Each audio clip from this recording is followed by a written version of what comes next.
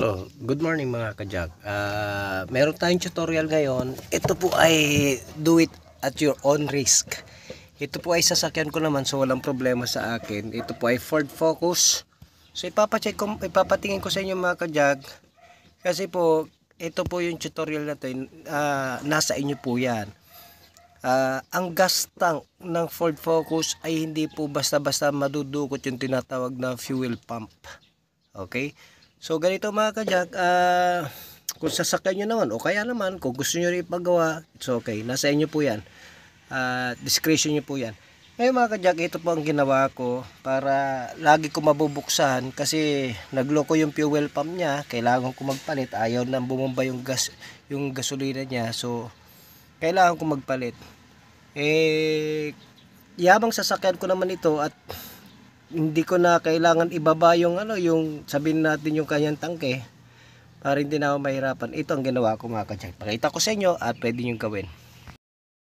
Ayan mga kajak. Ang tangke o yung fuel pump ng tinatawag na Ford Focus ay nandito sa bandang ilalim. Ngayon wala po tayo ditong, hindi kagaya ng mga sasakyan, iba yung Vios, meron sila talagang inangat mo yung bangko ay mabubuksan mo. So ito ay wala. So ako mga kajak, yung sinasabi ko sa inyo, nasa inyo na yan. So gamit lang kayo nito. No?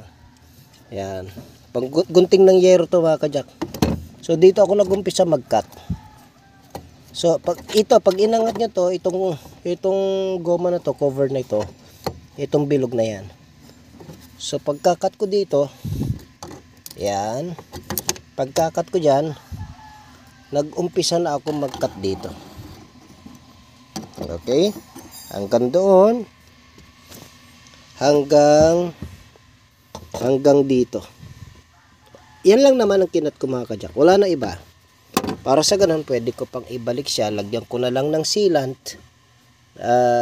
O silicone. O ano may lagay ko, pwede ko ilagay dyan. Para tumakip pa siya ng maigi uli. So, ganito mga kajak. Ngayon, mangyayari niyan, mabubuksan nyo na siya.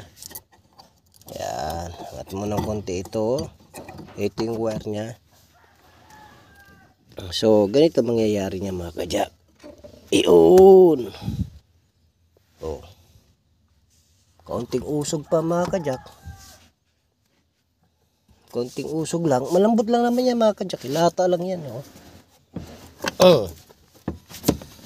So, ayan na yung kanyang tinatawag na fuel pump. So, pwede mo nang baklasin yan. Ayan. Aalisin mo ito. Kanyang sakit. So, tanggalin nyo ito. Ayan. Yun. Tanggal nyo na yung sakit. So, hawiin nyo lang. And then itong hose, ito isang hose lang naman yung mga kajak, no? Ay, ganyan lang ang design ang tinatawag na Ford Focus. So,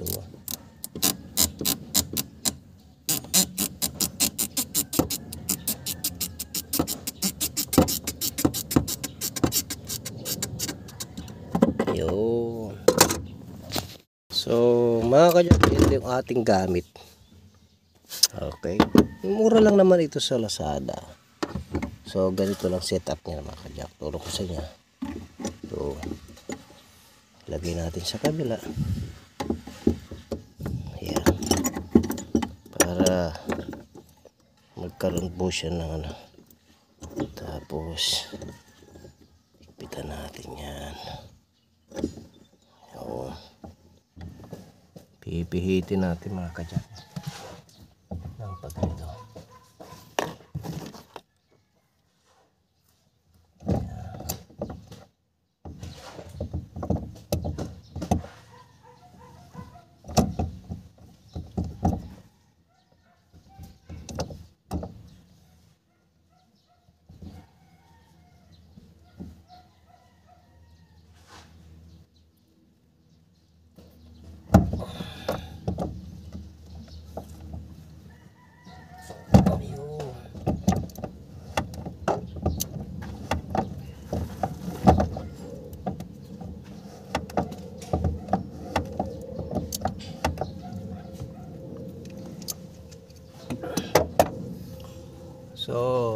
Pihit na natin mga kajak.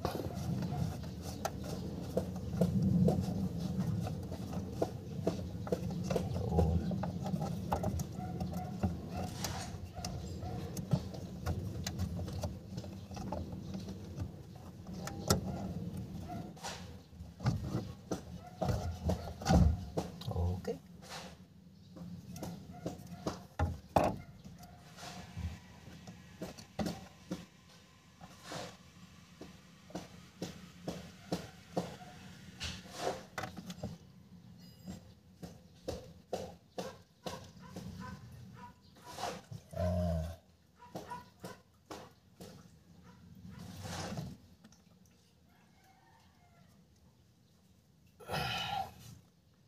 So, nakuha na natin mga kajak. Ganun lang. So, ayan, naibalik ko naman na maayos mga kajak.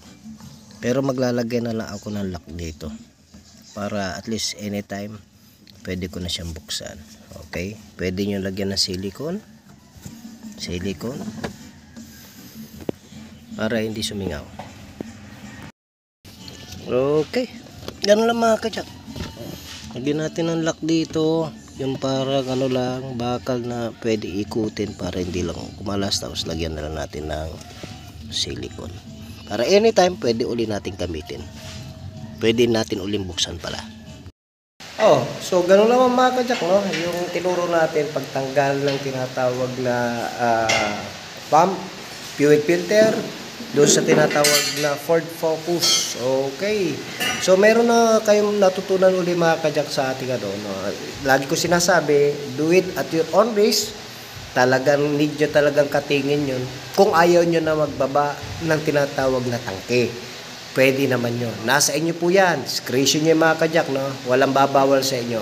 Pero kung pinapagawa ng may-ari, pagpaalam po natin kung pwede ba natin tayo magbukas doon para anytime pwede na magbaklas doon. So, gagawa naman natin ng lock yun, lagyan nyo ng silan para hindi sumingaw. So, ganoon naman mga kajak. No? Meron tayong natutunan ulit sa oras na ito. Jack of all trades, how to care, a shop that cares for your car.